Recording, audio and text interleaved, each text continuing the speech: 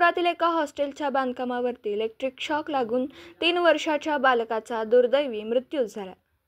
आर्यन रायसिंग मौर्य राहणार commerce college nursing hostel Jayaprabha studio समोर मंगळवार पेठ कोल्हापूर।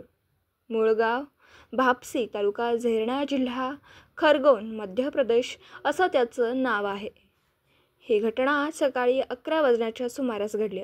याबाबत अधिक माहिती अशी की संजय रायसिंग मौर्य राहणार मध्य प्रदेश हा 2 महिन्यापूर्वी कोल्हापुरात बांधकामावरती बिगारी कामगार म्हणून काम करण्यासाठी आला होता। त्याला एक मुलगा व एक मुलगी होती। कोल्हापुरातील एका कॉलेजच्या हॉस्टेलचे बांधकाम सुरू होतं। त्या ठिकाणी संजय मौर्य हा काम करत होता। आज त्याने आपला मुलगा आर्यन मौर्य याला सकाळी बांधकामावरती घेऊन गेले होते। तो झोपेतून उठल्यानंतर तो खेळत असताना त्याला इलेक्ट्रिक शॉक लागल्याने तो बेशुद्ध अवस्थेत निपचिप पडला होता। या बांधकामावरती असणाऱ्या एका कामगाराने ही घटना पाहिली आणि आरडाओरड केला।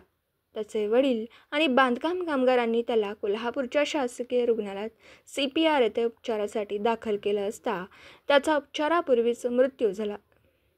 या घटनेची नोंद CPR पोलीस चौकीत झाली आहे।